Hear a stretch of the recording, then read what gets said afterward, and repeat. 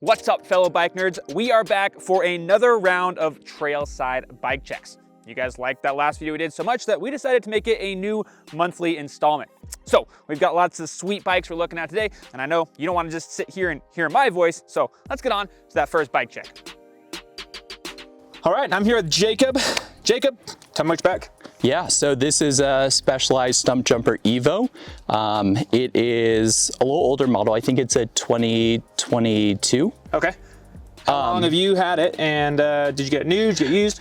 Yeah, I bought it last year, used off Craigslist from another guy in Bend. Heck yeah. Actually, I loved it so much that I bought my wife a brand new one, same bike, just different size, obviously. Cool. And have you changed anything on it since you bought it? Yeah, so we have Hope Tech brakes with the braided cable lines. We have the extra large shock with the external reservoir. Then I have the Cascade Components link. Oh, heck yeah. I have the Saints pedals. And then the wheels are custom built actually by Shop and Ben, Sunnyside Sports. So they built these as more of enduro since I use it. I do some climbing on this, but I do it a lot for bike parks. Yeah, you were just telling me that you do a lot of traveling. You're living out of your Earth roamer and taking this all over the West Coast. Tell me a little bit about that and how this bike has fared and where you've taken it. Yeah, so we have a YouTube channel called Wide Open Roams where we travel full time in our Earth roamer. We just got back to Bend from a whole summer on the Lone Pass, traveling to all different bike parks. So we hit basically Grand Targhee, Jackson Hole, Tamarack. We went through Montana, Wyoming, Idaho, Oregon, of course. So it's a great downhill bike. Yeah. Does pretty well in climbing. It's a little heavier because it's beefier build. Yeah, sure. It's amazing. It's a pretty good testament, though, the fact that you've been riding it at some of the bigger bike parks on the West Coast for the last few months, and it's held up good? Yeah. I mean, I tried to fit more bikes, but 4 is the limit. For sure. When you're traveling, to have one bike that can kind of do a little bit of everything pretty well is awesome. Yeah, so I love this bike. It's been killer, and honestly, my first Specialized, and can't recommend it enough. Sick, dude. Thank you, Jacob. Yep, thank you. Yeah. Appreciate it. I'm here with Christine. Christine, tell me about your bike. All right, so I have a Rocky Mountain, and I'm actually not sure what the model is.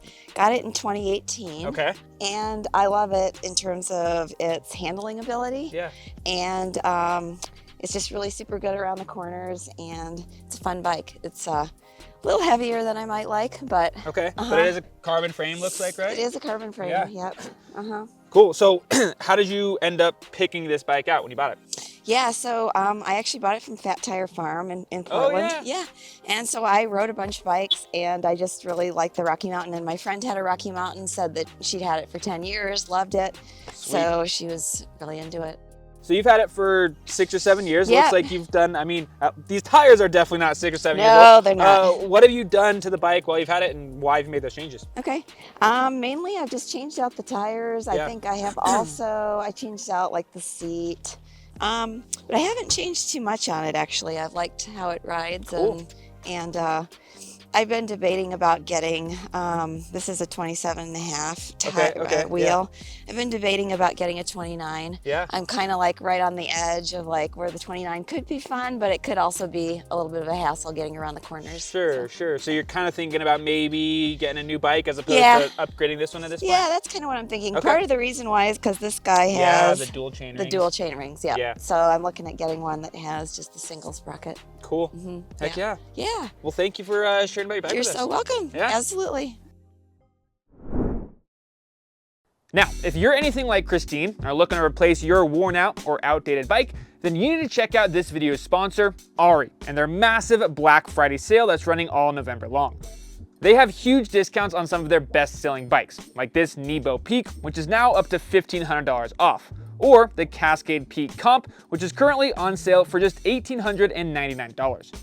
On top of all that, Ari's bikes can qualify for purchase with pre-tax FSA and HSA funds, as well as a bunch of other different financing options. This means there's no better time to get your dream bike, and I've left a link where you can check out the entire Black Friday sale down in the description. Now though, back to the bike checks. All right, I'm here with Preston. Preston, I saw you ride by earlier. This thing looks freaking sick. What is it? Well, this here is Ultron. I bought, it was the Canfield Edge that I bought at Over the Edge in Hurricane, Utah last March. Cool. Hardtail steel, single speed. Yeah. No being a pussy. And yeah, over the last year and a half, I've just completely tricked it out. Oh, and yeah, the key to like people ask me why single speed, I'm like, why not? You know? Yeah. And you're never in the wrong gear. You're never in the right gear. Yeah, either, but you're never in the wrong gear. That is so true. And I just like it, the challenge, and I mean also being a telemark skier where I like the pure aesthetic of things. And doing something a little different than like mainstream. Yeah. And I like it, and I haven't thought twice about ever getting gears where and like a thing like health wise is that my knees were starting to bother me in 2019, and as soon as I started skiing again and then riding in April of 2020, my knee pain's all but a memory. Dude, all gone. So cool. You know, to go uphill, you just gotta pedal. Just gotta pedal. There you go. Dude, sick. Right. Thank you. Yeah. I'll let you get on your way, but man, I appreciate you taking the time to share about your bike with us. This is Ian. Ian, tell me what you're riding. Yeah, I got a YT Jeffsy here. Sweet. It's the Core 3. It's carbon frame. It's pretty sweet. Yeah, I've had it for a couple years and I really like it, yeah. Yeah, why'd you go with the Jeffsy? I like to pedal, like doing a little more cross country. I had a couple friends that were doing the Capra, which is definitely a little bit more downhill oriented, and I don't really do it that much, and I saw them struggling uphill with the heavy bike, and so I wanted to get something like this, more of my style. I definitely had more of a cross country bike before this. So this is a little bit bigger of a bike than yeah, you took absolutely. Yeah. But it was kind of what I needed. I was ready for the jump. It was definitely time to do something different, and I immediately felt myself progress when I got on this too, just with turning and just my speed and confidence with jumps and drops, and it was almost what I needed when I needed it too. Nice, so, dude. What were you coming off of before? I had a Rip 6, a 9er Rip 6. Yeah. It was my dad's bike before me. It was kind of like my first real nice bike. Yeah. And it was like 10 years old when I was riding it, but it was fun. Got me pedaling, got me out there. 100%. Yeah. So you've had this for a couple years. Any modifications you made or things you've changed on it? No, this is all stock. Cool. I mean, I've ripped through, the grips and all that, and the pedals I've had once I got them. I got the T-Max. Sick. And then the tires are still holding up so far. Cool. But yeah, it's all stock right now. It's ripping. Nice. I like it.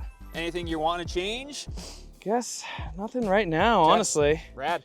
It's been fun, yeah. Maybe some of the Bluetooth shifting is pretty interesting, but it'll be fun. But also, I love the analog style too. I don't have to worry about anything being charged. Yeah, no batteries. I can just go out and ride it. I don't have to, mess up and forget about it. 100%. So it's a big investment too. It's kind of expensive. Like I mean, it is, yeah. I don't hate cables that much. No, it's not too bad. Everything's all tight too, and it all works. You know it. Nice, nice. But honestly, the bike's been good to me. Nothing crazy. It's all been fun. Good. Heck yeah, Ian. Thank you for telling me about it. Thanks, dude. Yeah. Absolutely. I'm with Nathan. Nathan, tell me about your bike. I'm riding a 2016 Turner Czar that I've got new in that year. This bike was actually a gift from a friend. No way. A really good friend of mine that was helping me get into more cross-country riding. Okay. And that year and the following year, I rode this in the High Cascades 100. Okay.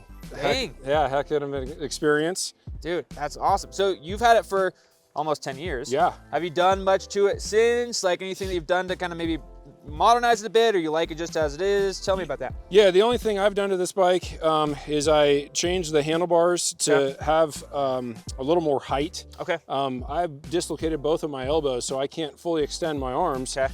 And so instead of hunching way over, I made the handlebars a little taller.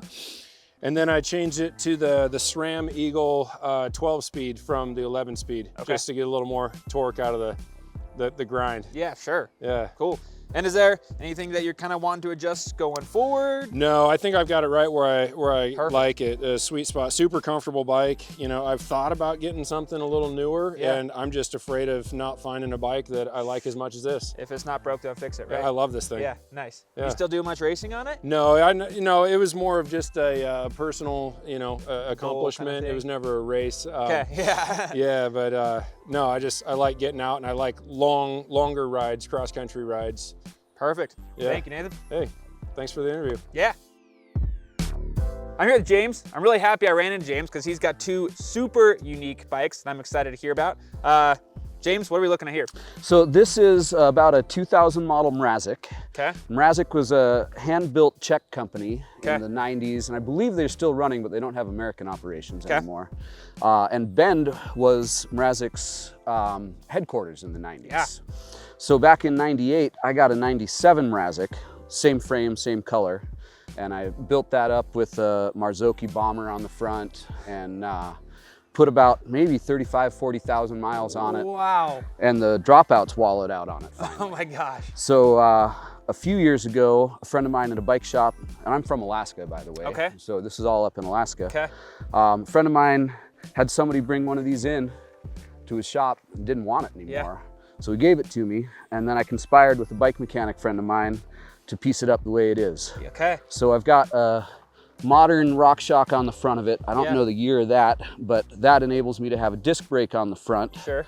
On a set of Rhino lights, the old classic from the 90s, the bomber downhill tires for rim brakes. However, there's no disc brake bosses available on this frame, so I had to go rim brakes on the rear. Okay. And then I built it up 1x11 with an ovular front chainring. Okay. But yeah, it was a top pull front derailleur capable. Yes. But I love the 1x11 setup. Oh, it's perfect. Yeah, Yeah. It's phenomenal. And then my bike mechanic friend up in Alaska, his place is called Sleeping Lady Cycles, and that little fender there is the logo that I designed for his business. Sweet. So yeah, she's just a ripper.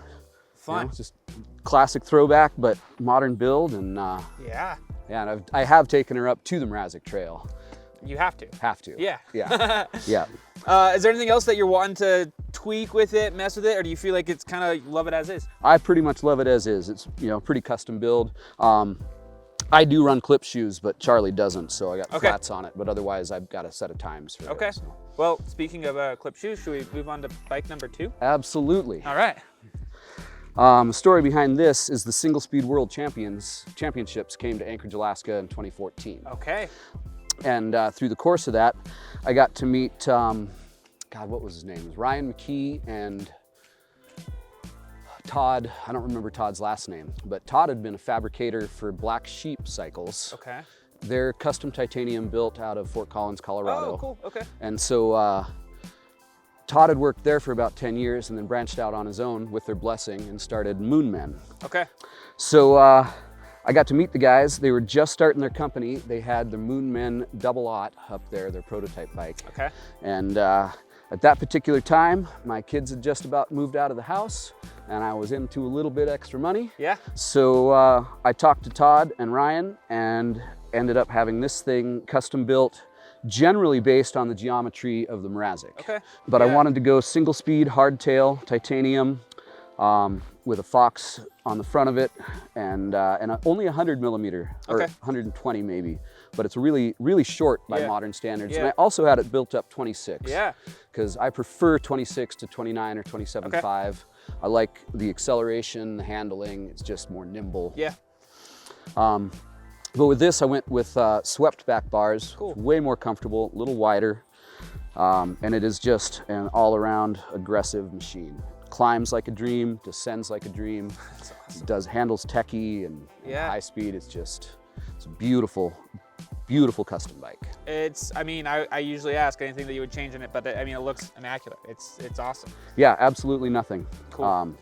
Well, thank you, James. Absolutely. I love these bikes. It's super fun to see you out here riding them, especially the Mrazek. I actually didn't know that they were Czech. I knew the history here in Bend, but that's cool to hear all that all comes together. So thank you for sharing that. Absolutely.